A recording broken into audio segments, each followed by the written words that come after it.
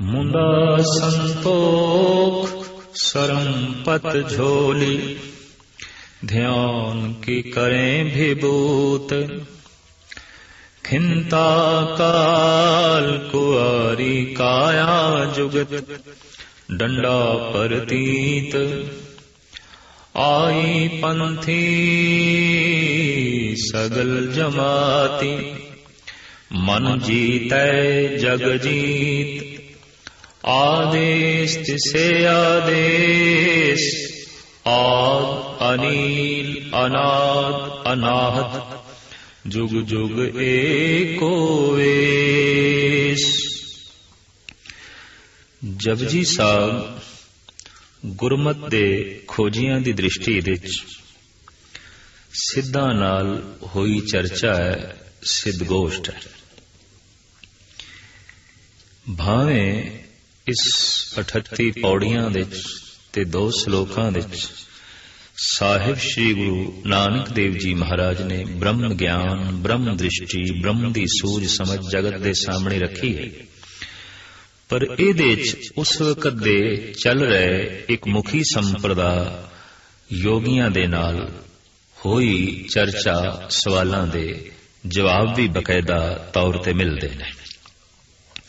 ਜੈਸੇ ਕਿ ਇਨ੍ਹਾਂ 4 ਪੌੜੀਆਂ ਵਿੱਚ ਕੁਝ ਐਸੀ ਝਲਕ ਮਿਲਦੀ ਹੈ ਤੇ ਇਨ੍ਹਾਂ 4 ਪੌੜੀਆਂ ਵਿੱਚ ਇੱਕ ਮੂਲ ਪੰਕਤੀ ਚੱਲਦੀ ਹੈ, ਆਦੇਸ਼ ਤਿਸੇ ਆਦੇਸ਼, ਆਦ ਅਨੀਲ ਅਨਾਦ ਅਨਾਹਤ। ਜੁਗ ਜੁਗ ਏਕੋ ਵੇਸ।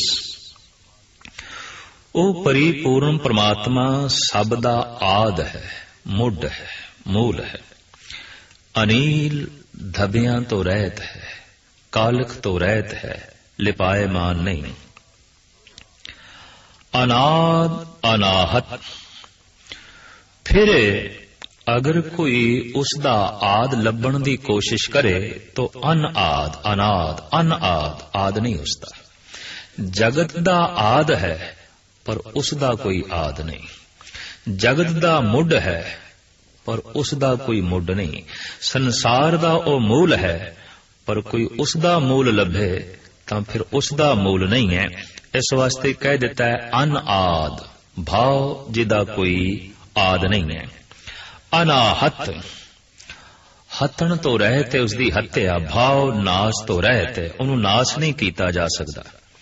ਜੁਗ ਜੁਗ ਏਕੋ ਵੇਸ, ਜਿਹਦਾ ਜੁਗਾਂ ਜੁਗਾਂਤਰਾਂ ਦੇ ਵਿੱਚ ਨਿਹਚਲ ਵੇਸ਼ ਹੈ, ਇੱਕ ਰੂਪ ਹੈ, ਨਿਰਾਕਾਰ। ਸਾਹਿਬ ਸ੍ਰੀ ਗੁਰੂ ਨਾਨਕ ਦੇਵ ਜੀ ਮਹਾਰਾਜ ਕਹਿੰਦੇ ਨੇ, ਐ ਜੋਗੀਓ, ਅਸੀਂ ਉਸੇ ਨੂੰ ਆਦੇਸ਼ ਕਰਦੇ ਹਾਂ। ਆਦੇਸ਼ ਤਿਸੇ ਆਦੇਸ਼, ਉਸ ਨੂੰ ਸਜਦਾ ਹੈ, ਨਮਸਕਾਰ ਹੈ ਸਾਡੀ। ਆਦੇਸ਼ ਹੈ ਕਿਸ ਨੂੰ? ਜੋ ਜਗਤ ਦਾ ਮੁੱਢ ਹੈ ਤੇ ਜਿਹਦਾ ਕੋਈ ਮੁੱਢ ਨਹੀਂ, ਜੋ ਧੱਬਿਆਂ ਤੋਂ ਰਹਿਤ ਹੈ, ਨਾਸ ਤੋਂ ਰਹਿਤ ਹੈ ਤੇ ਜੁਗਾਂ ਜੁਗਾਂਤਰਾਂ ਵਿੱਚ ਜਿਸ ਦਾ ਇੱਕੋ ਵੇਸ ਹੈ। ਉਸ ਦੀ ਪ੍ਰਾਪਤੀ ਦਾ ਸਾਧਨ ਕੀ ਹੈ? ਜੋਗ ਮਤ ਦੇ ਕੁਝ ਚਿੰਨ੍ਹ ਨੇ ਧਾਰਮਿਕ, ਤੇ ਉਹ ਧਾਰਮਿਕ ਚਿੰਨ੍ਹ ਆਪ ਪ੍ਰਭੂ ਪ੍ਰਾਪਤੀ ਦਾ ਸਾਧਨ ਮੰਨਦੇ ਨੇ। ਤੇ ਗੁਰੂ ਨਾਨਕ ਦੇਵ ਜੀ ਮਹਾਰਾਜ ਦੇ ਸਮਝਾਉਣ ਦਾ ਢੰਗ ਇਹ ਹੈ ਕਿ ਅਗਲੇ ਦੀ ਸੰਪਰਦਾ ਤੇ ਉਹਦੇ ਚਿੰਨ੍ਹਾਂ ਦੁਆਰਾ ਹੀ ਉਸ ਨੂੰ ਸੂਝ ਬੂਝ ਕਰਾ ਦੇਣੀ। ਇਹ ਗੁਰੂ ਨਾਨਕ ਦੇਵ ਜੀ ਮਹਾਰਾਜ ਦੀ ਦੂਰ ਦ੍ਰਿਸ਼ਟੀ, ਜਿਸ ਤੋਂ ਕਿਸੇ ਦੀ ਦਿਲ ਸ਼ਿਕਰੀ ਨਾ ਹੋਵੇ, ਚੋਟ ਨਾ ਪਹੁੰਚੇ। ਜਾਪਦਾ ਹੈ ਜੋਗੀਆਂ ਨੇ ਜਦ ਪ੍ਰਸ਼ਨ ਕੀਤਾ ਹੈ, ਮਹਾਰਾਜ ਤੁਸੀਂ ਕੌਣ? ਤਾਂ ਸਾਹਿਬ ਕਹਿੰਦੇ ਨੇ, ਮੈਂ ਜੋਗੀ। ਪਰ ਕੈਸੇ ਜੋਗੀ ਹੋ? ਤੁਹਾਡੇ ਕੰਨਾਂ ਵਿੱਚ ਮੁੰਦਰਾ ਨਹੀਂ ਹੈ, ਤੁਹਾਡੇ ਹੱਥ ਵਿੱਚ ਖੱਪਰ ਨਹੀਂ ਹੈ, ਤੁਹਾਡੇ ਕੋਲ ਝੋਲੀ ਨਹੀਂ ਹੈ, ਤੁਹਾਡੇ ਪਿੰਡੇ ਤੇ ਸਵਾ ਮਲੀ ਹੋਈ ਨਹੀਂ ਹੈ, ਤੁਸੀਂ ਰਾਖ ਨਹੀਂ ਮੱਲੀ, ਤੁਸੀਂ ਖਿੰਤਾ ਨਹੀਂ ਪਹਿਨੀ, ਤੁਸੀਂ ਜੋਗੀਆਂ ਦੀ ਤਰ੍ਹਾਂ ਹੱਥ ਦੇ ਵਿੱਚ ਡੰਡਾ ਨਹੀਂ ਧਾਰਨ ਕੀਤਾ, ਤਾਂ ਫਿਰ ਕਿਸ ਤਰ੍ਹਾਂ ਮੰਨ ਲਈਏ ਕਿ ਤੁਸੀਂ ਜੋਗੀ ਹੋ? ਤਾਂ ਮਹਾਰਾਜ ਕਹਿੰਦੇ ਨੇ ਕਿ ਸਰੀਰ ਨੇ ਇੱਥੇ ਨਾਸ ਹੋ ਜਾਣਾ ਹੈ, ਤਾਂ ਹੁਣ ਤੁਸੀਂ ਦੱਸੋ ਸਰੀਰ ਨੂੰ ਜੋਗੀ ਬਣਾਉਣਾ ਹੈ, ਮਨ ਨੂੰ ਜੋਗੀ ਬਣਾਉਣਾ ਹੈ? ਅਗਰ ਮਨ ਨੂੰ ਜੋਗੀ ਬਣਾਉਣਾ ਹੈ ਤਾਂ ਮੈਂ ਮਨ ਦੇ ਸਾਰੇ ਚਿੰਨ੍ਹ ਧਾਰਨ ਕੀਤੇ ਨੇ। ਅਗਰ ਤੁਸੀਂ ਆਖੋ ਤਨ ਨੂੰ ਜੋਗੀ ਬਣਾਉਣਾ ਹੈ तो शायद ये रूप रेखा ना मिले। तो साहब दसदे ने असी बकायदा मुंदरा धारण कीतियां ने, मुंदा संतोख, असी संतोष दियां मुंदरा पहनियां ने। ईश्वर प्राप्ति दा मूल गुण जगत गुरु बाबा मनदे ने संतोष। जो जगत तो ही नहीं रजिया, मुश्किल है कि उहदे अंदर प्रभु प्राप्ति दी कोई चेष्टा पैदा होवे, उमंग पैदा होवे। ऐसा देखण दे च आया या ते परमात्मा नूं ओ मनदे ने जिन्हां ने अपनी वासना दी पूर्ति करनी है, अपनी कामना दी पूर्ति करनी।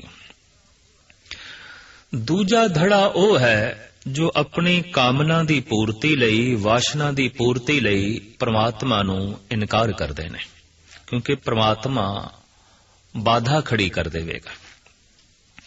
अंदर जो तृष्णा है, अंदर जो वासना है जिहदी पूर्ति करनी है, ईश्वर ते बाधा खड़ी कर देवेगा।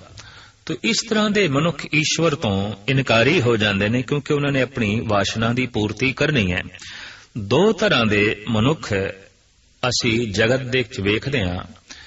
कमजोर तबका अपनी वासना की पूर्ति लई ईश्वर नूं मनदा है। ताकतवर तबका अपनी वासना की पूर्ति लई ईश्वर नूं इनकार कर देंदा है, उस नूं बलाए ताक ते रख देंदा है। कमजोर तो मुराद जिहदे कोल धीआं पुत्रां दा कोई आसरा नहीं, धन संपदा दा कोई आसरा नहीं, पद प्रतिष्ठा दा कोई आसरा नहीं, उहदे लई हुण आखिरी सहारा है ईश्वर। वासना बड़ी प्रबल है, तृष्णा बड़ी प्रबल है और उसकी पूर्ति करनी है। तो किस तरह होवे?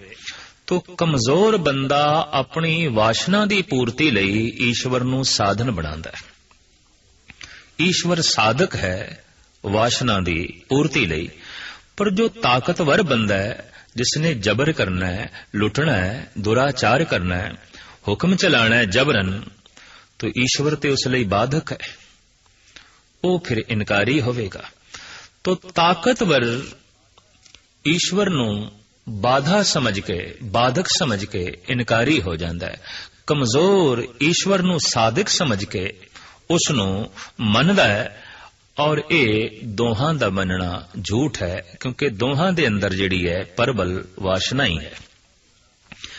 चंगेज खां, हलाकू, हिटलर जे बस्तियां दियां बस्तियां उजाड़ सके, जे 1 करोड़ मनुखां नूं हिटलर कतल कर सकिया, तो ये सब कुछ तां ही हो सकता है कि ईश्वर दी होंद नूं एक पासे रख दिता जाए। भावें ईश्वर नूं एक पासे रखना बड़ी औखी गल है, पर कम से कम मन तो ते उसनूं एक पासे रखिया ही जा सकता है। अपनी सोचण शक्ति तो उसनूं एक पासे रखिया जा सकता है।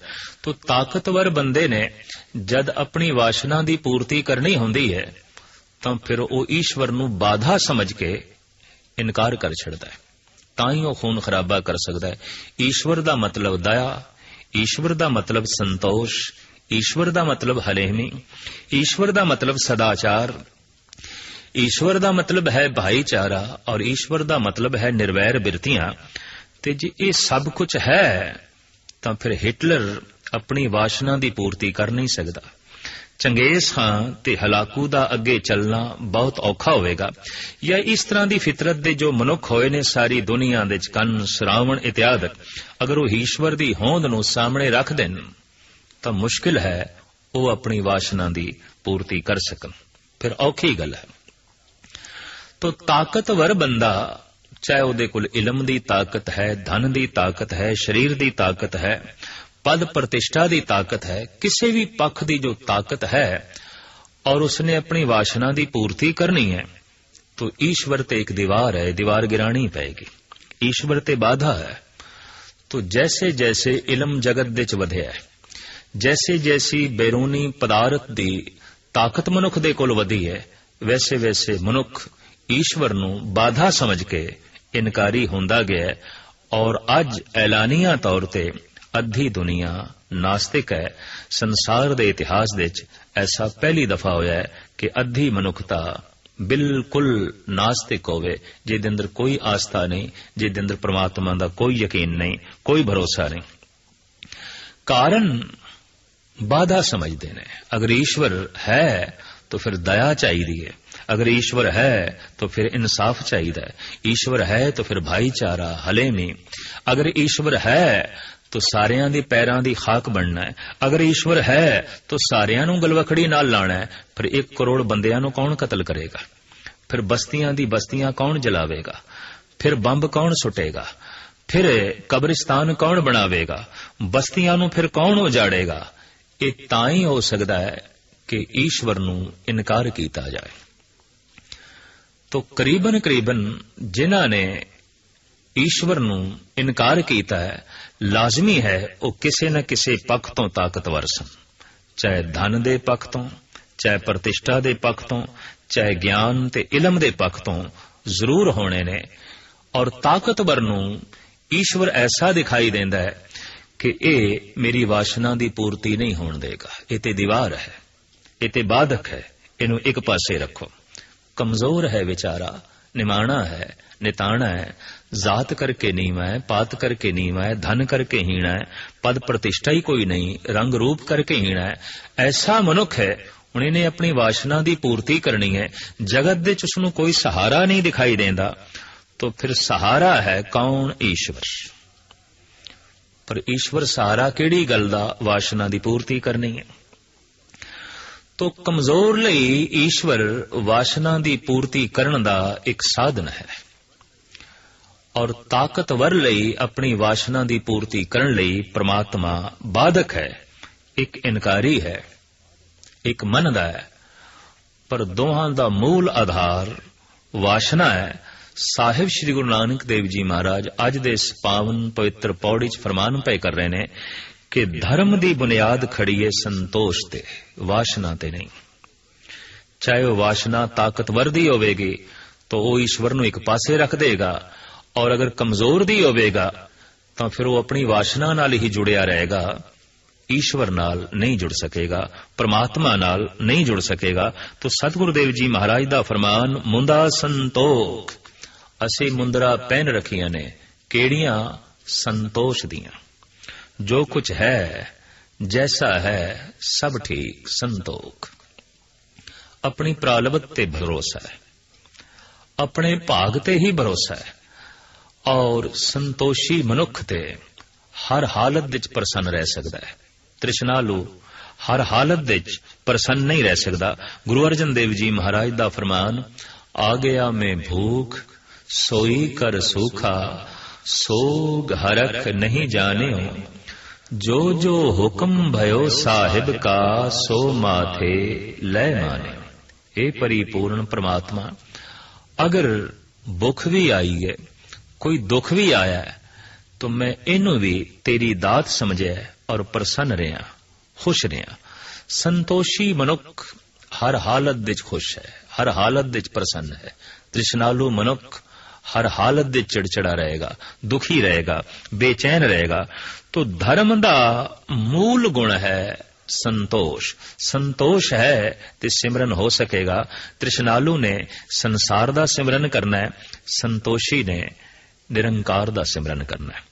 जो प्रभु दे चिंतन दे डुबिया होया है, लीन है, तो एक गल स्पष्ट हो गई, संतोषी है। जो जगत दे लीन है, डुब गया है, सबूत है तृष्णालु है। तो महाराज कहते ने, मैं अपने दोहां कंदरां नूं, कन्ना नूं, स्वर्ण शक्ति नूं मुंदरा पहनाइयां ने संतोष दियां। मुंदा संतोख सरम पत झोली। पत शब्द ऐसा है जिहदे व्याकरण अनुसार कई अर्थ ने। पत पात्र बांडा, पत पत्ता दरखत दा पत्ता। फिर पत पंजाबी मुहावरे च इहदा अर्थ है इज्जत आबरू। पत इज्जत आबरू। इत्थे जो पत शब्द आया है, जिहदे तत्ते थल्ले औंकड़ है, एक वचन है, मतलब पात्र भांडा। तो महाराज कहते हैं, असी संतोष दियां मुंदरा पहनियां ने, पर पत्थर साडे हथ दे च केड़ा है, भांडा केड़ा है। जोगी घर घर दे च भिक्षा मंगदा है, ओदे हथ दे खप्पर हुंदा है, ते खप्पर दे च मिली हुई भिक्षा नूं ਉਹ ਝੋਲੀ ਵਿੱਚ ਪਾ ਲੈਂਦਾ ਹੈ। ਸਾਹਿਬ ਕਹਿੰਦੇ ਨੇ ਸ਼ਰਮ ਪਤ, ਮੇਰੇ ਕੋਲ ਭਾਂਡਾ ਹੈ ਮਿਹਨਤ ਦਾ। ਸ਼ਰਮ ਮਿਹਨਤ, ਮੇਰੀ ਕਿਰਤ ਨਾਲ, ਮੇਰੀ ਮਿਹਨਤ ਨਾਲ ਜੋ ਕੁਝ ਮੈਨੂੰ ਪ੍ਰਾਪਤ ਹੋ ਜਾਏ, ਬਸ ਇਹੀ ਮੇਰਾ ਭਾਂਡਾ ਹੈ। ਉਸੇ 'ਚ ਹੀ ਮੈਂ ਖੁਸ਼ ਹਾਂ, ਉਸੇ 'ਚ ਹੀ ਮੈਂ ਪ੍ਰਸੰਨ ਹਾਂ। ਔਰ ਮੇਰੀ ਝੋਲੀ ਕੀ ਹੈ? ਮਿਹਨਤ। ਮੇਰਾ ਭਾਂਡਾ ਕੀ ਹੈ? ਮਿਹਨਤ। ਮਿਹਨਤ ਕਰਕੇ ਜੋ ਮੇਰੀ ਝੋਲੀ 'ਚ ਪੈ ਗਿਆ, ਮਿਹਨਤ ਕਰਕੇ ਜੋ ਕੁਝ ਮੈਨੂੰ ਪ੍ਰਾਪਤ ਹੋ ਗਿਆ, ਮੈਂ ਇਸੇ ਵਿੱਚ ਹੀ ਪ੍ਰਸੰਨ ਹਾਂ, ਮੈਂ ਇਸੇ 'ਚ ਹੀ ਖੁਸ਼ ਹਾਂ। ਮੈਨੂੰ ਦਰ ਦਰ ਮੰਗਣ ਦੀ ਲੋੜ ਨਹੀਂ। ਸਾਹਿਬ ਸ੍ਰੀ ਗੁਰੂ ਨਾਨਕ ਦੇਵ ਜੀ ਮਹਾਰਾਜ ਦਾ ਫਰਮਾਨ ਹੈ ਕਿ ਮੰਗਤ ਮਾਨ ਨਾ ਪਾਇਆ। ਮੰਗਦਿਆਂ ਮਾਣ ਪ੍ਰਤਿਸ਼ਠਾ ਮਨੁੱਖ ਦੀ ਨਾਸ ਹੁੰਦੀ ਏ, ਅਣਖ ਮਨੁੱਖ ਦੀ ਜੋ ਹੈ ਥੱਲੇ ਚਲੀ ਜਾਂਦੀ ਏ। ਪੰਡਤ ਗੁਲਾਬ ਸਿੰਘ ਜੀ ਮਹਾਰਾਜ ਦਾ ਕਹਿਣਾ, ਤਬ ਲਗ ਗੁਣ ਔਰ ਗਰਵਤਾ, ਜਬ ਲਗ ਕਹੇ ਨਾ ਦੇ, ਦੇ ਕਹੇ ਤੋ ਖੇ ਸਭ, ਗੁਣ ਗੌਰਵ ਪਿੱਠ ਦੇ। ਇਸ ਵਾਸਤੇ ਗੁਰੂ ਨਾਨਕ ਦੇਵ ਜੀ ਮਹਾਰਾਜ ਕਹਿੰਦੇ ਨੇ, ਮੈਂ ਭਿਕਸ਼ੂ ਨਹੀਂ, ਮੈਂ ਦਰ ਦਰ ਮੰਗਣ ਦੀ ਕਿਰਿਆ ਵਿੱਚ ਯਕੀਨ ਨਹੀਂ ਰੱਖਦਾ। ਮੇਰੇ ਹੱਥ ਵਿੱਚ ਮਿਹਨਤ ਦੀ ਝੋਲੀ ਹੈ, ਮਿਹਨਤ ਦਾ ਭਾਂਡਾ ਹੈ, ਔਰ ਇਸ ਮਿਹਨਤ ਦੇ ਭਾਂਡੇ ਵਿੱਚ ਜੋ ਕੁਝ ਪੈ ਜਾਏ, ਉਸੇ ਤੇ ਹੀ ਮੈਂ ਸੰਤੁਸ਼ਟ ਹਾਂ। ਧਿਆਨ ਕੀ ਕਰੇ ਵਿਭੂਤ, ਜੋਗੀ ਲੋਕ ਆਪਣੇ ਪਿੰਡੇ ਤੇ ਰਾਖ ਮਲ ਲੈਂਦੇ ਨੇ, ਸੁਆਹ ਮਲ ਲੈਂਦੇ ਨੇ। ਕਹਿੰਦੇ ਨੇ ਇਸ ਨਾਲ ਖਲੜੀ ਸਖਤ ਹੋ ਜਾਂਦੀ ਹੈ, ਔਰ ਸਰਦੀ ਤੇ ਗਰਮੀ ਦਾ ਇਹ ਰਾਖ ਬਹੁਤ ਵੱਡੇ ਪੱਧਰ ਤੇ ਬਚਾਓ ਕਰਦੀ ਏ, ਤੇ ਪਿੰਡੇ ਵਿੱਚ ਜੂਆਂ ਵੀ ਨਹੀਂ ਪੈਣ ਦਿੰਦੀ। ਹੋਰ ਵੀ ਕਈ ਤਰ੍ਹਾਂ ਦੇ ਰੋਗਾਂ ਤੋਂ ਵੀ ਇਹ ਰਾਖ ਬਚਾਉਂਦੀ ਹੈ। ਮਹਾਰਾਜ ਕਹਿੰਦੇ ਨੇ, ਮੈਂ ਧਿਆਨ ਦੀ ਵਿਭੂਤ ਲਾਈ ਏ। ਧਿਆਨ ਕੀ ਕਰੇ ਵਿਭੂਤ, ਅਸੀਂ ਵਿਭੂਤੀ ਕੀਤੀ ਏ ਕਿਹੜੀ? ਧਿਆਨ ਦੀ। ਪ੍ਰਭੂ ਦੇ ਵਿੱਚ ਜਿਹੜਾ ਧਿਆਨ ਜੋੜਿਆ, ਈਸ਼ਵਰ ਦੇ ਵਿੱਚ ਜਿਹੜੀ ਸੁਰਤ ਜੋੜੀ ਹੈ, ਔਰ ਸੁਰਤ ਜਿਹੜੀ ਈਸ਼ਵਰ ਦੇ ਜੋੜੀ ਹੈ, ਸੁਰਤ ਦੀ ਧਿਆਨ ਦੀ ਜੋ ਵਿਭੂਤ ਲਾਈ ਹੈ, ਸਾਨੂੰ ਕੋਈ ਰੋਗ ਨਹੀਂ ਲੱਗਦਾ, ਸਾਨੂੰ ਕੋਈ ਸੰਤਾਪ ਨਹੀਂ ਲੱਗਦਾ, ਸਾਨੂੰ ਸਰਦੀ ਆਲਸੀ ਨਹੀਂ ਬਣਾਉਂਦੀ, ਸਾਨੂੰ ਗਰਮੀ ਬੇਚੈਨ ਨਹੀਂ ਕਰਦੀ। ਅਸੀਂ ਇਸ ਤਰ੍ਹਾਂ ਦੀ ਰਾਖ ਆਪਣੇ ਤਨ ਦੇ ਉੱਤੇ ਮਲੀ ਹੋਈ ਹੈ। ਜੋਗੀ ਲੋਕ ਤਨ ਦੇ ਉੱਤੇ ਖਿੰਤਾ ਪਹਿਨਦੇ ਨੇ, ਹੱਥ ਦੇ ਵਿੱਚ ਇੱਕ ਡੰਡਾ ਰੱਖਦੇ ਨੇ, ਤੇ ਜੋਗੀਆਂ ਨੇ ਈਸ਼ਵਰ ਪ੍ਰਾਪਤੀ ਦੀਆਂ ਆਪਣੀਆਂ ਕੁਝ ਯੁਕਤੀਆਂ ਤੇ ਉਕਤੀਆਂ ਵੀ ਮੰਨੀਆਂ ਹੋਈਆਂ ਨੇ। ਉਸ ਪ੍ਰਤਾ ਹੈ ਸਾਹਿਬ ਸ੍ਰੀ ਗੁਰੂ ਨਾਨਕ ਦੇਵ ਜੀ ਮਹਾਰਾਜ ਦੇ ਇਹ ਵਾਕ, ਖਿੰਤਾ ਕਾਲ ਕੁਆਰੀ ਕਾਇਆ ਜੁਗਤ ਡੰਡਾ ਪਰਤੀ। ਅਸੀਂ ਖਿੰਤਾ ਪਹਿਨੀ ਹੈ ਕਾਲ ਦੀ, ਮੌਤ ਦੀ। ਮੌਤ ਦਾ ਚਿੰਤਨ ਹੈ, ਮੌਤ ਦੀ ਖਿੰਤਾ ਪਹਿਨੀ ਹੈ, ਮੌਤ ਹਰ ਵਕਤ ਯਾਦ ਹੈ। ਕੁਆਰੀ ਕਾਇਆ ਜੁਗਤ, ਤੇ ਸਾਡੀ ਜੁਗਤੀ ਕੀ ਹੈ? ਕਾਇਆ ਨੂੰ ਕੋਰਾ ਰੱਖਣਾ, ਕੁਆਰਾ ਕੋਰਾ। ਪੰਜਾਬੀ ਚ ਕੋਰਾ ਲਫ਼ਜ਼ ਹੈ, ਹਿੰਦੀ ਦੇ ਵਿੱਚ, ਸੰਸਕ੍ਰਿਤ ਦੇ ਵਿੱਚ ਕੁਆਰਾ ਲਫ਼ਜ਼ ਹੈ, ਮਤਲਬ ਸਾਫ਼ ਸੁਥਰਾ, ਪਵਿੱਤਰ, ਬੇਦਾਗ। ਮਹਾਰਾਜ ਫਰਮਾਨ ਕਰਦੇ ਨੇ, ਕਾਇਆ ਨੂੰ ਕੋਰਾ ਰੱਖਣਾ, ਬੇਦਾਗ ਰੱਖਣਾ, ਪਵਿੱਤਰ ਰੱਖਣਾ, ਇਹ ਸਾਡੀ ਜੋਗ ਦੀ ਜੁਗਤੀ ਹੈ। ਔਰ ਹਰ ਵਕਤ ਮੌਤ ਦਾ ਹੀ ਚਿੰਤਨ ਕਰਨਾ, ਮਾਨੋ ਇਹ ਅਸੀਂ ਖਿੰਤਾ ਪਹਿਨ ਕੇ ਰੱਖੀ ਹੈ। ਦੇਖਣ ਵਿੱਚ ਆਇਆ ਦੋ ਤਰ੍ਹਾਂ ਦੀ ਸਾਧਨਾ ਜਗਤ ਵਿੱਚ ਪ੍ਰਚਲਿਤ ਹੋਈ ਹੈ। ਇੱਕ ਉਹ ਬਸ ਜੀਵਨ ਨੂੰ ਹੀ ਚੇਤੇ ਰੱਖੋ, ਇੱਕ ਉਹ ਮੌਤ ਨੂੰ ਚੇਤੇ ਰੱਖੋ। ਅਸੀਂ ਦੇਖਦੇ ਹਾਂ ਸ਼੍ਰੀ ਕ੍ਰਿਸ਼ਨ ਦੇ ਮੰਦਰ ਵਿੱਚ ਰੌਣਕ ਹੈ, ਗੀਤ ਹੈ, ਸੰਗੀਤ ਹੈ, ਨਿਰਤ ਹੈ, ਬਾਂਸਰੀ ਵਾਦਨ ਹੈ, ਸਿਤਾਰ ਹੈ। ਇਹ ਸਭ ਜੀਵਨ ਹੈ। ਰਾਗ ਰੰਗ ਜੀਵਨ ਹੈ, ਖੁਸ਼ੀ ਖੇੜਾ ਜੀਵਨ ਹੈ, ਨਿਰਤ ਗੀਤ ਜੀਵਨ ਹੈ। ਪਰ ਮਹਾਤਮਾ ਬੁੱਧ ਦੇ ਮੰਦਰ ਦੇ ਖਾਮੋਸ਼ੀ ਹੈ, ਚੁੱਪੀ ਹੈ, ਬਿਲਕੁਲ ਚੁੱਪੀ, ਬਿਲਕੁਲ ਖਾਮੋਸ਼ੀ। ਉੱਥੇ ਧਿਆਨ ਸਾਧਨਾ ਹੈ। ਦਰਅਸਲ ਸ੍ਰੀ ਕ੍ਰਿਸ਼ਨ ਜੀਵਨ ਵਿੱਚ ਡੁੱਬੇ, ਔਰ ਇਤਨੇ ਗਹਿਰੇ ਡੁੱਬੇ ਕਿ ਜੀਵਨ ਤੋਂ ਪਾਰ ਚਲੇ ਗਏ ਪਰਮ ਜੀਵਨ ਵਿੱਚ। ਤੋ ਜੀਵਨ ਦੇ ਡੁੱਬਣਾ ਰਾਗ ਰੰਗ ਦੇ ਚ ਡੁੱਬਣਾ ਹੈ, ਜੀਵਨ ਦੇ ਚ ਡੁੱਬਣਾ ਸੰਸਾਰ ਦੇ ਚ ਡੁੱਬਣਾ ਹੈ। ਲੇਕਿਨ ਮਹਾਤਮਾ ਬੁੱਧ ਮੌਤ ਦੇ ਚ ਡੁੱਬੇ। ਮੁਰਝਾਏ ਹੋਏ ਫੁੱਲ ਨੂੰ ਵੇਖ ਕੇ, ਇੱਕ ਬਿਰਧ ਨੂੰ ਵੇਖ ਕੇ, ਇੱਕ ਲਾਸ਼ ਨੂੰ ਵੇਖ ਕੇ ਹਿਰਦੇ ਨੂੰ ਆਘਾਤ ਪਹੁੰਚਿਆ, ਚੋਟ ਪਹੁੰਚੀ, ਔਰ ਆਪ ਮਹਿਲ ਮਾੜੀਆਂ ਨੂੰ ਛੱਡ ਕੇ ਗੋਸ਼ਾ ਤਨਹਾਈ ਚ ਚਲੇ ਗਏ, ਬਿਆਬਾਨ ਜੰਗਲਾਂ ਦੇ ਚਲੇ ਗਏ, ਮੌਤ ਦਾ ਚਿੰਤਨ ਕਰਦੇ ਰਹੇ, ਮੌਤ ਦੇ ਚ ਡੁੱਬੇ, ਔਰ ਮੌਤ ਦੇ ਚ ਐਸੇ ਡੁੱਬੇ ਕਿ ਅੰਮ੍ਰਿਤ ਬਣ ਗਏ। ਜੀਵਨ ਦੇ ਚ ਐਸੇ ਡੁੱਬੇ ਸ੍ਰੀ ਕ੍ਰਿਸ਼ਨ ਕਿ ਪਰਮ ਜੀਵਨ ਹੋ ਗਏ। ਇਹ ਦੋ ਦੁਆਰ ਨੇ, ਜਾਂ ਜੀਵਨ ਦੇ ਚ ਡੁਬਕੀ ਮਾਰ ਕੇ ਕੋਈ ਪਰਮ ਜੀਵਨ ਨੂੰ ਉਪਲਬਧ ਹੋਵੇ, ਜਾਂ ਮੌਤ ਦੇ ਚ ਕੋਈ ਡੁੱਬੀ ਮਾਰ ਕੇ ਮੌਤ ਤੋਂ ਪਰਾ ਚਲੇ ਜਾਏ, ਅੰਮ੍ਰਿਤ ਤੱਤ ਨੂੰ ਪ੍ਰਾਪਤ ਹੋ ਜਾਏ। ਤੋ ਦੇਖਣ ਦੇ ਚ ਆਇਆ ਸ੍ਰੀ ਕ੍ਰਿਸ਼ਨ ਦੇ ਹੋਂਠਾਂ ਤੇ ਬਾਂਸੁਰੀ ਹੈ, ਨਿਰਤ ਹੈ। ਇਸ ਸੁਪਨੇ ਚ ਵੀ ਅਸੀਂ ਮਹਾਤਮਾ ਬੁੱਧ ਨਾਲ ਜੋੜ ਨਹੀਂ ਸਕਦੇ। ਉਹ ਖਾਮੋਸ਼ ਨੇ, ਚੁੱਪ। ਮੁਰਦਾ ਤੇ ਖਾਮੋਸ਼ ਹੁੰਦਾ ਹੈ, ਲਾਸ਼ ਤੇ ਖਾਮੋਸ਼ ਹੁੰਦੀ ਹੈ। ਮੌਤ ਤੇ ਇੱਕ ਖਾਮੋਸ਼ੀ ਦਾ ਨਾਂ ਹੈ। ਕਿਸੇ ਘਰ ਦੇ ਚ ਕੋਈ ਮੌਤ ਹੋ ਜਾਏ, ਖਾਮੋਸ਼ੀ ਛਾ ਜਾਂਦੀ ਹੈ। ਪਰ ਕਿਸੇ ਘਰ ਦੇ ਚ ਕੋਈ ਆਨੰਦ ਵਿਆਹ ਹੈ ਤਾਂ ਰਾਗ ਰੰਗ ਦੀਆਂ ਮਹਿਫਿਲਾਂ ਸਜ ਜਾਂਦੀਆਂ ਨੇ। ਸ਼ੋਰ ਸ਼ਰਾਬਾ, ਜਿਸ ਘਰ ਦੇ ਚ ਬਹੁਤ ਸ਼ੋਰ ਸ਼ਰਾਬਾ ਹੈ ਔਰ ਕਹਿ ਕੇ ਨੇ ਸਮਝ ਲੈਣਾ ਕੋਈ ਖੁਸ਼ੀ ਹੈ, ਕੋਈ ਵਿਆਹ ਹੈ। ਪਰ ਜਿੱਥੇ ਬਿਲਕੁਲ ਖਾਮੋਸ਼ੀ ਤਾਰੀ ਹੈ, ਹੋਂਠ ਬੰਦ, ਸਮਝ ਲੋ ਕੋਈ ਮੌਤ ਹੈ। तो महात्मा बुद्ध खामोश ने, बौद्ध भिक्षु खामोश ने, लाश ते मौत दी मूर्ति बने हुए ने। पर मौत दे च इतने गहरे डुब्बे कि मौत तो परे चले गए। जीवन दे च इतने गहरे डुब्बे, इतना गहरा अध्ययन कीता जीवन दा कि इस जीवन तो परे चले गए श्री कृष्ण। जिथे तक गुरु नानक दर्शन दा सवाल है, गुरु नानक देव जी महाराज जीवन दे च भी डुबना कहंदे ने, मौत दे च भी डुबना कहंदे ने।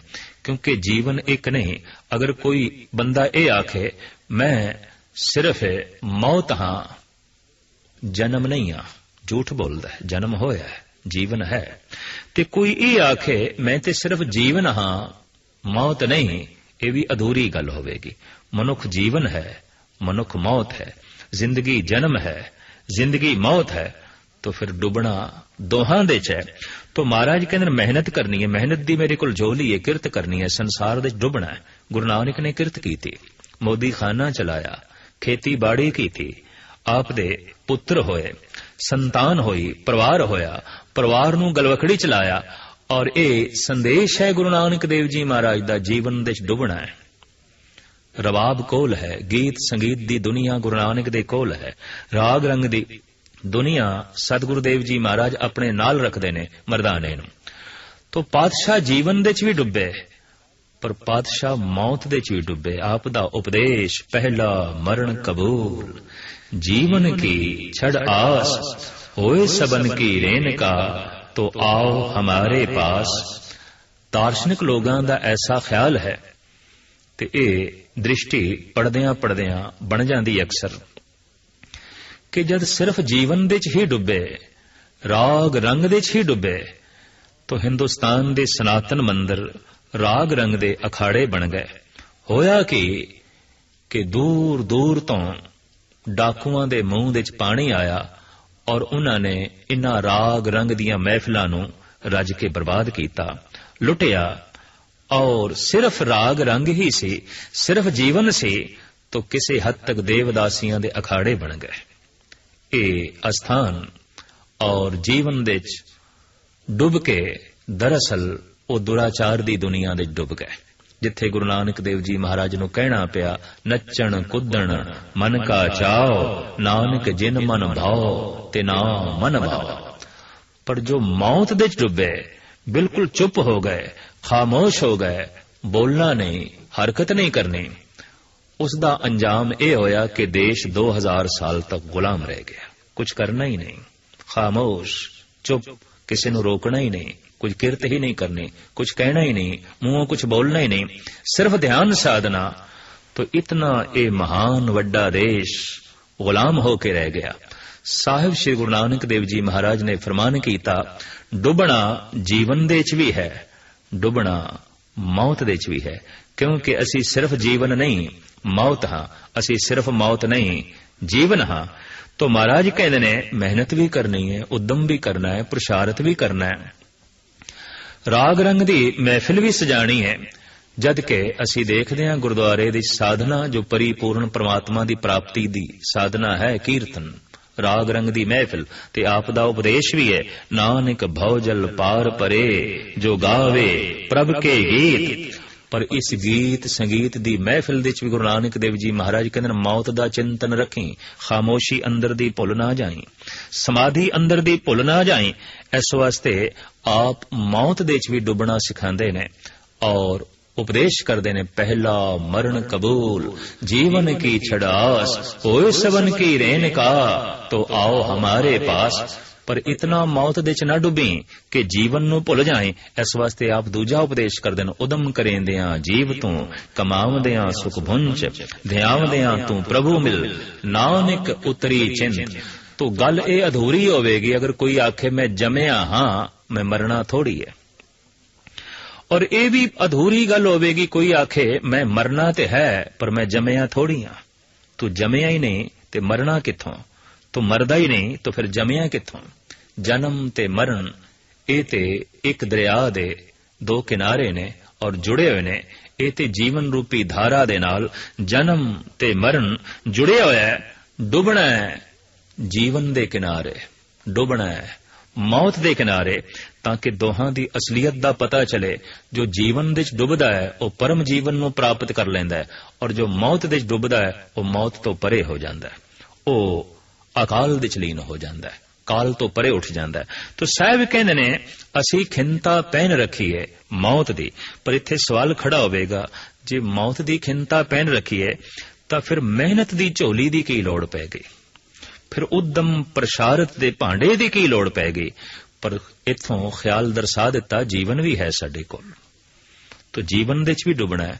ਤਾਂ ਜੀਵਨ ਦੇ 'ਚ ਤੇ ਤਾਂ ਡੁੱਬਿਆ ਜਾ ਸਕਦਾ ਕੋਈ ਮਿਹਨਤ ਕਰੇ, ਭੱਜ ਦੌੜ ਕਰੇ, ਕਿਰਤ ਕਰੇ ਔਰ ਪਰਿਵਾਰ ਦੀ ਦੇਖ ਰੇਖ ਕਰੇ, ਤਾਂ ਹੀ ਜੀਵਨ ਦੇ 'ਚ ਡੁੱਬਿਆ ਜਾ ਸਕਦਾ ਹੈ ਔਰ ਮੌਤ ਦਾ ਚਿੰਤਨ ਕਰੇ। ਤਾਂ ਸਾਹਿਬ ਕਹਿੰਦੇ ਨੇ ਇਹਨਾਂ ਦੋਹਾਂ ਦੇ 'ਚ ਡੁੱਬਣਾ ਹੈ, ਕਿਉਂਕਿ ਦੋਵੇਂ ਸਾਡੇ ਕੋਲ ਨੇ। ਹਰ ਮਨੁੱਖ ਦੇ ਕੋਲ ਜੀਵਨ ਵੀ ਹੈ, ਹਰ ਮਨੁੱਖ ਦੇ ਕੋਲ ਮੌਤ ਵੀ ਹੈ। ਇਹ ਬੰਦੇ ਜੀਵਨ ਦੇ 'ਚ ਡੁੱਬ ਔਰ ਮੌਤ ਦੇ 'ਚ ਡੁੱਬ, ਤਾਂ ਕਿ ਦੋਹਾਂ ਤੋਂ ਪਰੇ ਉੱਠ, ਜਨਮ ਮਰਨ ਤੋਂ ਉੱਚਾ ਉੱਠ ਜਾਏਗਾ, ਜੀਵਨ ਤੇ ਮੌਤ ਤੋਂ ਉੱਚਾ ਉੱਠ ਜਾਏਗਾ। ਮਹਾਰਾਜ ਫਰਮਾਨ ਕਰਦੇ ਨੇ ਅਸੀਂ ਖਿੰਤਾ ਪਹਿਨ ਰੱਖੀਏ ਕਾਲ ਦੀ। ਔਰ ਸਾਡੀ ਜੋਗ ਦੀ ਜੁਗਤੀ ਇਹ ਹੈ ਕਿ ਕਾਇਆ ਨੂੰ ਕੁਆਰਾ ਰੱਖਣਾ, ਪਵਿੱਤਰ ਰੱਖਣਾ, ਬੇਦਾਗ ਰੱਖਣਾ, ਹੱਥਾਂ ਨਾਲ ਕੋਈ ਗਲਤ ਕਰਨਾ ਨਹੀਂ, ਰਸਨਾ ਨਾਲ ਕੋਈ ਗਲਤ ਬੋਲਣਾ ਨਹੀਂ, ਅੱਖਾਂ ਨਾਲ ਕੁਝ ਗਲਤ ਵੇਖਣਾ ਨਹੀਂ। ਕਾਇਆ ਨੂੰ ਬਿਲਕੁਲ ਕੁਆਰਾ ਰੱਖਣਾ ਹੈ, ਕੋਰਾ ਰੱਖਣਾ ਹੈ। ਖਿੰਤਾ ਕਾਲ ਕੁਆਰੀ ਕਾਇਆ ਜੁਗਤ ਡੰਡਾ ਪ੍ਰਤੀਤ। ਸਾਡੇ ਹੱਥ ਦੇ 'ਚ ਡੰਡਾ ਕਿਹੜਾ ਹੈ? ਜੋਗੀ ਲੋਕ ਰੱਖਦੇ ਨੇ। ਮਹਾਰਾਜ ਕਹਿੰਦੇ ਰੱਬੀ ਵਿਸ਼ਵਾਸ ਦਾ ਡੰਡਾ ਸਾਡੇ ਕੋਲ ਹੈ, ਇਹੀ ਸਾਡੀ ਹਿਫਾਜ਼ਤ ਕਰਦਾ ਹੈ। ਤਰ੍ਹਾਂ ਤਰ੍ਹਾਂ ਦੇ ਵਿਕਾਰਾਂ ਤੋਂ ਸਾਡੀ ਹਿਫਾਜ਼ਤ ਕਰਦਾ ਹੈ ਭਰੋਸਾ, ਵਿਸ਼ਵਾਸ। ਜਾਂ ਕੇ ਹਿਰਦੇ ਵਿਸ਼ਵਾਸ ਪ੍ਰਭ ਆਇਆ, ਤਤ ਗਿਆਨ ਤਿਸ ਮਨ ਪ੍ਰਗਟ ਆਇਆ।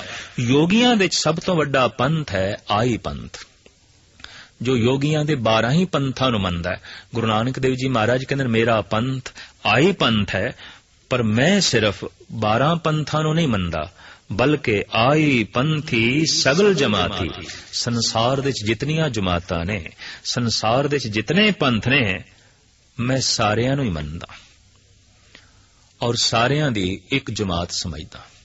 ਇੱਕ ਜਮਾਤ ਵਿੱਚ ਬੈਠੇ ਨੇ ਸਾਰੇ, ਇੱਕ ਪਾਠਸ਼ਾਲਾ ਦੇ ਸਾਰੇ ਬੈਠੇ ਨੇ, ਸਾਰਿਆਂ ਦੇ ਨਾਲ ਸਾਂਝੀ ਵਾਲਤਾ ਹੈ। ਮੈਂ ਸਿਰਫ 12 ਪੰਥਾਂ ਨਾਲ ਸੰਬੰਧ ਨਹੀਂ ਜੋੜਦਾ, ਮੈਂ ਜਗਤ ਦੇ तमाम ਪੰਥਾਂ ਦੇ ਨਾਲ ਸੰਬੰਧ ਜੋੜਦਾ, ਸਾਰਿਆਂ ਦੇ ਨਾਲ ਚੱਲਦਾ ਔਰ ਸਾਰਿਆਂ ਨੂੰ ਨਾਲ ਲੈ ਕੇ ਚੱਲਦਾ। ਇਹ ਮੇਰਾ ਆਈ ਪੰਥ ਹੈ। ਆਈ ਪੰਥੀ ਸਗਲ ਜਮਾਤੀ, तमाम ਜਮਾਤਾਂ ਦੇ ਨਾਲ ਰਹਿਣਾ, ਇਹ ਮੇਰਾ ਆਈ ਪੰਥ ਹੈ। ਮਨ ਜੀਤੇ ਜਗ ਜੀਤ, ਤੇ ਮੈਂ ਜਗਤ ਦੀ ਜਿੱਤ ਮਨ ਨੂੰ ਜਿੱਤਣ ਦੇ ਨਾਲ ਮੰਨਦਾ, न ਕਿ ਰਿਧੀਆਂ ਸਿਧੀਆਂ ਦੀ ਪ੍ਰਾਪਤੀ ਵਿੱਚ ਜਗਤ ਦੀ ਜਿੱਤ ਮੰਨਦਾ। ਮਨ ਨੂੰ ਜਿੱਤਣ ਨਾਲ ਮੈਂ ਜਗਤ ਦੀ ਜਿੱਤ ਮੰਨਦਾ, ਤੇ ਮੇਰਾ ਉਸ ਪਰਿਪੂਰਨ ਪ੍ਰਮਾਤਮਾ ਦੇ ਅੱਗੋਂ ਆਦੇਸ਼ ਹੈ। ਆਦੇਸ਼ ਤਿਸੇ ਆਦੇਸ਼, ਕਿਸ ਨੂੰ ਆਦੇਸ਼? ਆਦ ਅਨੀਲ ਅਨਾਦ ਅਨਾਹਦ, ਜੁਗ ਜੁਗ ਏਕੋ ਵੇਸ। ਜੋ ਸਭ ਦਾ ਮੁੱਢ ਹੈ ਤੇ ਜਿਸ ਦਾ ਕੋਈ ਮੁੱਢ ਨਹੀਂ, ਜੋ ਧੱਬਿਆਂ ਤੋਂ ਰਹਿਤ ਹੈ, ਨਾਸ ਤੋਂ ਰਹਿਤ ਹੈ, ਤੇ ਜੁਗਾਂ ਜੁਗਾਂਤਰਾਂ ਵਿੱਚ ਜਿਸ ਦਾ ਇੱਕੋ ਹੀ ਵੇਸ ਹੈ, ਉਸ ਨੂੰ ਹੀ ਬਾਰੰਬਾਰ ਆਦੇਸ਼ ਹੈ, ਉਸੇ ਨੂੰ ਹੀ ਬਾਰੰਬਾਰ ਸਜਦਾ ਹੈ।